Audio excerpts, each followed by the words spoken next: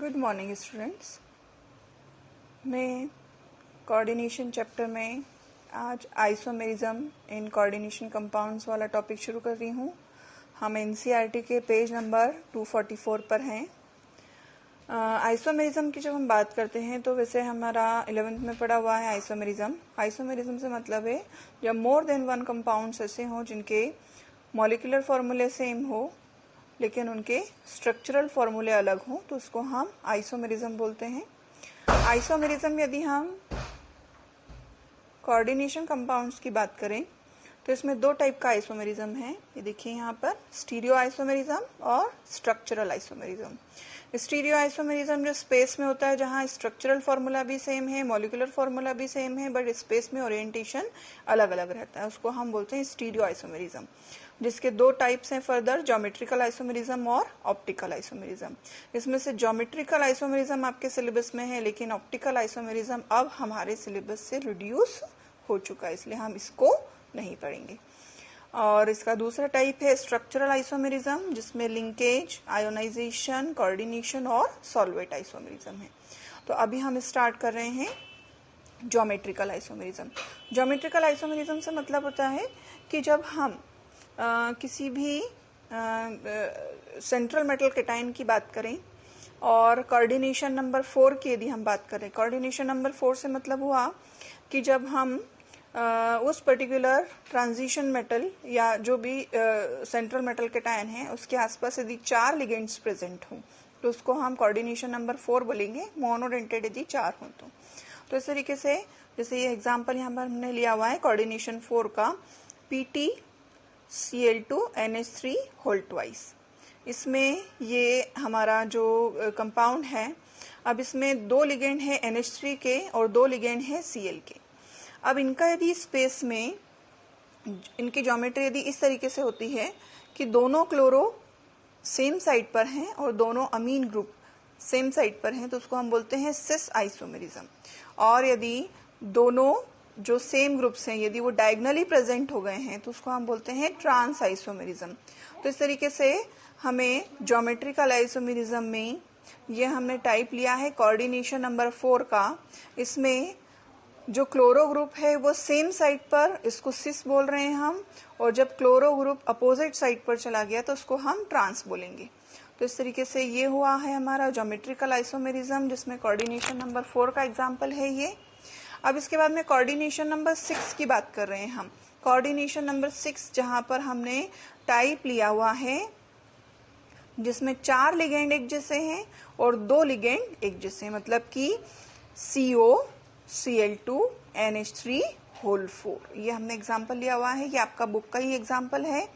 आप बुक खोलेंगे तो आपको प्रॉपरली इसमें ये समझ में आएगा। यहाँ पर हमने इस कोबाल्ट के अरेंजमेंट जब किया है सारे लिगेंड्स का तो 4 अमीन लिगेंड हैं जिनको 4 साइड्स पर डाला है और जो 2 क्लोरो लिगेंड्स है यदि उनको हमने बिल्कुल पास पास में डाला है तो उसको हम बोलते हैं सिस आइसोमेरिज्म।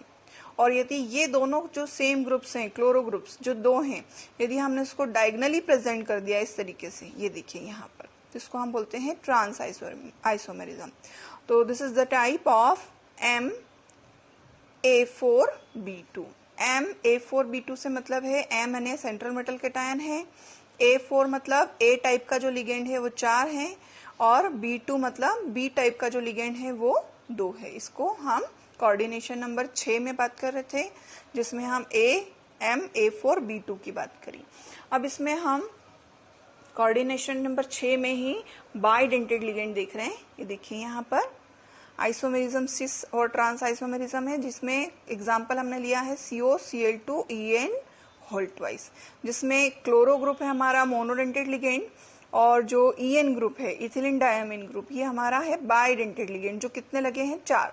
तो टोटल मिलाकर के कोऑर्डिनेशन नंबर कितना हो गया है हमारा यहाँ 6, क्योंकि En बाइडेंटेड है और दो लिगेंड लगे हैं इसके, तो एक En कितने देगा pair of electron, 2 pair of electron, तो 2 इथिलीन डायमीन देंगे हमारे 4 पेयर ऑफ इलेक्ट्रॉन, तो 4 यहाँ से मिलेंगे, 2 क्लोरो से मिलेंगे, हो गए 6 कोऑर्डिनेशन नंबर। इस तरीके से ये कोबाल्ट यहाँ पर प्रेजेंट है बीच में इथिलीन डायमीन इस तरीके से प्रेजेंट है, दोनों क्लोरो ग्रुप हैं सेम साइड पर और बिल्कुल नजदीक में है, तो इसको हम सिस आइसोमेरिज्म बोलेंगे।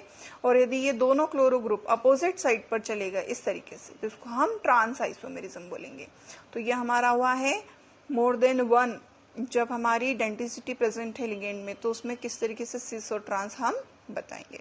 इसके बाद में यहाँ पर हमने लिया है टाइप MA3B3 टाइप, वही कोऑर्डिनेशन नंबर 6 की बात हो रही है अभी भी। यहाँ पर हम ले रहे हैं MA3B3। अब ये देखिए आप, पेज नंबर 245 की बात हो रही है। यहाँ पर हमारा कोबाल्ट है, सेंट्रल मेटल केटायन, जिसके पास में NH3 के 3 लिगेंड मोनोडेंटेड है और NO2 के 3 लिगेंड है मोनोडेंटेड। ये तीनों ये सारे मिलाकर के 6 हो गए हैं, कोऑर्डिनेशन नंबर 6 हो गया है यहाँ पर। अब यदि ये तीनों NH3 मतलब MA3B3, तो ए टाइप का जो लिगेंड है मतलब NH3 जो लिगेंड है, यदि ये तीनों पास पास में है इस तरीके से, तो उसको हम बोलेंगे सिस आइसोमेरिज्म, जिसको हम फेसियल भी बोलते हैं। इसका एक और नाम यहाँ पर दिया हुआ है फेसियल, FAC, इस तरीके से इसको लिखते हैं हम। तो इसको हम बोलते हैं फेसियल या सिस आइसोमेरिज्म। और यदि इसमें एक NH3 उठ करके डायगोनली चला गया है, ये देखिए इस तरीके से, तो इसको हम बोलेंगे मेरिडोनियल या मर आइसोमेरिज्म, जिसको हम ट्रांस भी बोलते हैं। तो इस तरीके से ये, यदि ये NH3 अपोजिट साइड पर चले गए तो ट्रांस, और NH3 यदि तीनों पास पास में है तो इसको हम सिस आइसोमेरिज्म बोलते हैं। तो इस तरीके से ये आपका ज्योमेट्रिकल आइसोमेरिज्म खत्म हुआ है। अब हम नेक्स्ट लेक्चर में, नेक्स्ट इस वीडियो में अगले आइसोमेरिज्म के टाइप्स देखेंगे।